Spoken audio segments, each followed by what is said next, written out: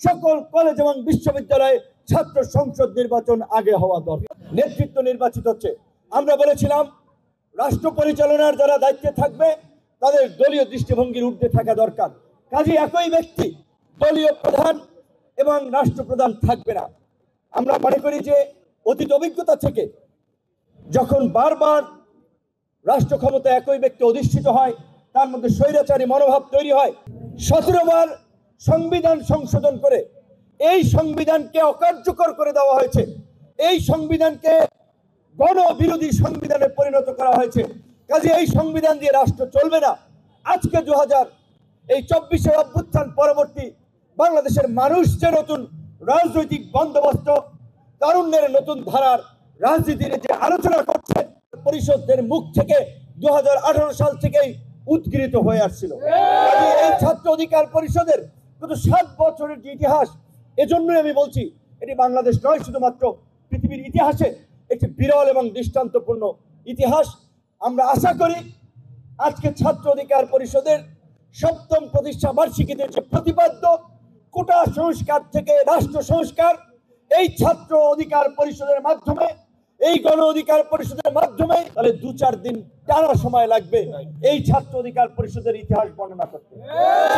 কিছু কথা বলতেই হয়, যেহেতু ছাত্র অধিকার পরিষদের প্রতিষ্ঠা বার্ষিকীতে বামে ডানে সামনে পেছনে ছাত্র অধিকার পরিষদের যে সমস্ত নেতৃবৃন্দ এখানে দাঁড়িয়ে আছে, তাদের প্রত্যেকের যদি শার্টটি কিংবা পাঞ্জাবিটি যদি খুলে দেখা হয়, তাদের প্রত্যেকের পিঠে শরীরের প্রতিটি জায়গায় ওই ছাত্রলীগের দানবীয় সংগঠনের আঘাতের চিহ্ন তাদের শরীরে দেখা যায়। এই ঢাকা বিশ্ববিদ্যালয়ের বটতলা থেকে টিএসসি, শাহবাগ থেকে শুরু করে ঢাকা বিশ্ববিদ্যালয়ের প্রত্যেকটি সড়কে, শহীদ মিনারে রয়েছে ছাত্র অধিকার পরিষদের নেতা কর্মীদের রক্তের দাগ। শুধুমাত্র ঢাকা বিশ্ববিদ্যালয় নয়, 2018 সালের কোটা সংস্কার আন্দোলনের সময় রাজশাহী বিশ্ববিদ্যালয়ের ছাত্র তরিকুলকে কিভাবে হাতুড়ি দিয়ে পিটিয়ে তার মেরুদণ্ড ভেঙে দেওয়া হয়েছিল। রোকেয়া হলের সামনে সংবাদ সম্মেলন করায় তখন শামসুন্নাহার হলের জিএস ছিলেন, বিজনেস ফ্যাকাল্টির শিক্ষার্থী সাফা থেকে শুরু করে লুবনা, লুৎফরনার, লুমা এবং আপনার মরিয়ম মান্নার নামে বেসরকারি একটি শিক্ষা প্রতিষ্ঠানের নারী শিক্ষার্থী কি লাঞ্ছনার শিকার হয়েছে আপনারা দেখেছেন। শুধুমাত্র কোটা সংস্কার আন্দোলনের পক্ষে একটি ফেসবুক স্ট্যাটাস দেওয়ার কারণে শামসুন্নাহার হলের ভিপি ছিল ইমি, ডিবি কার্যালয়ে তার সাথে কি আচরণ করা হয়েছিল আপনারা সকলেই জানেন। এই রকমের পরিস্থিতির মধ্যে দিয়ে ছাত্র অধিকার পরিষদ টিকে ছিল বিধায়, এই লড়াই জারি রেখেছে বিধায় আজকে দ্রুত সময়ের মধ্যে জনগণের কাঙ্ক্ষিত এই গণ অভ্যুত্থান এবং পরিবর্তিত রাজনৈতিক প্রেক্ষাপট, অবশ্যই এই গণ অভ্যুত্থান এবং এই প্রেক্ষাপট তৈরিতে এই দেশের অসংখ্য ছাত্র জনতা একই সাথে, একটি কথা না বললে না আমরা সেটা বলতে চাই, যারা যত বড় হবেন তাদের মন মানসিকতা তত উদার হবে। মুক্তিযুদ্ধকে 71 আওয়ামী লীগ যেভাবে এক কেন্দ্রিক ইতিহাসের বয়ানে পরিণত করেছিল, মুক্তিযুদ্ধের আওয়ামী ইতিহাসে পরিণত করেছিল, এই গণ অভ্যুত্থানকে কেউ এক কেন্দ্রিক কোনো ইতিহাস কিংবা এক কেন্দ্রিক বয়ান নির্মাণ করার চেষ্টা করবেন না। যদি আপনারা করেন সেটা একটা ফ্যাসিবাদের নামান্তর হবে, কিন্তু ভুলে গেলে চলবে না।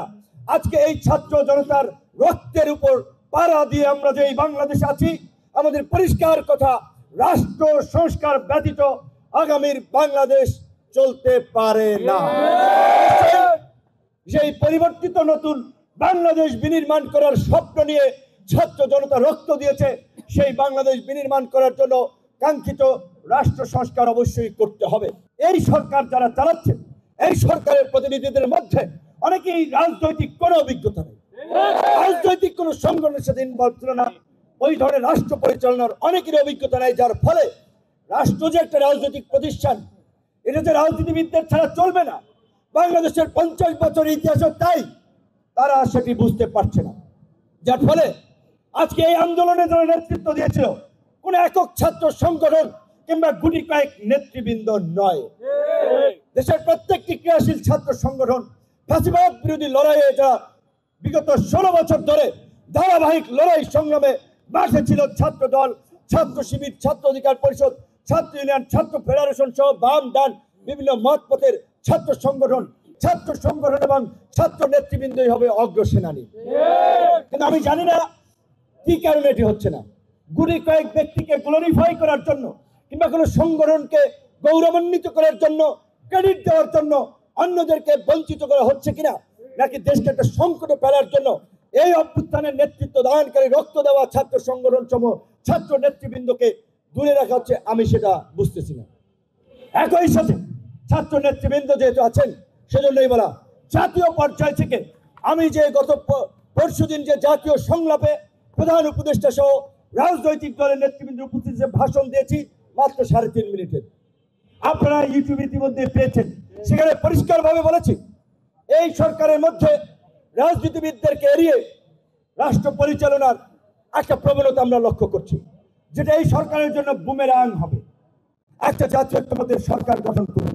এখন জাতীয় পর্যায়ের বিতর্ক হচ্ছে, জনমত তৈরি করা হচ্ছে, জাতীয় নির্বাচন আগে নাকি স্থানীয় নির্বাচন আগে।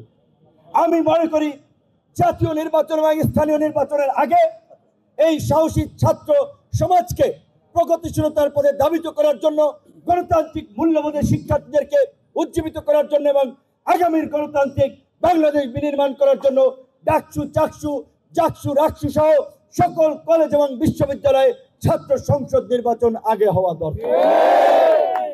আর যদি বলেন জাতীয় সংসদ এবং স্থানীয় নির্বাচনের মধ্যে, তাহলে আমি মনে করি এবং আমাদের দলও মনে করে, বর্তমানে দেশের যে আইন শৃঙ্খলা পরিস্থিতির ভঙ্গুর অবস্থা, প্রশাসনের যে মন্থর গতি, ফ্যাসিবাদের দোসরদের যে এখনো প্রশাসনের নিয়ন্ত্রণ, এই অবস্থায় যদি জাতীয় নির্বাচন হয়, সঠিকভাবে জাতীয় নির্বাচন হবে কিনা আমাদের সন্দেহ আছে। আমি জানিয়েছিলাম যে জাতীয় নির্বাচনের আগে স্থানীয় সরকার নির্বাচন দিয়ে প্রশাসনের নিরপেক্ষতা, দক্ষতা এবং পেশাদারিত্ব দেখার একটা বিষয় আমরা নিতে পারি। সেই কারণে আমরা বলেছিলাম জাতীয় নির্বাচনের আগে স্থানীয় নির্বাচন হতে পারে। যেহেতু আজকে ছাত্র অধিকার পরিষদের প্রতিষ্ঠা বার্ষিকী, সর্বশেষ সারা দেশের ছাত্র সমাজকে আমি বলবো, এই আন্দোলন ছাত্র অধিকার পরিষদ, ছাত্র দল, শিবির, বৈষম্য বিরোধী কোন একক সংগঠন কিংবা গুটি কয়েক ব্যক্তির প্ল্যান পরিকল্পনায় স্যাক্রিফাইস হয় নাই। সারা দেশের আপামর জনসাধারণ, ছাত্র জনতা, নাগরিকরা সম্মিলিতভাবে রাজপথে নেমে প্রতিরোধ গড়ে তুলেছিল বিধায় ফ্যাসিবাদকে পরাস্ত করা সম্ভব হয়েছিল।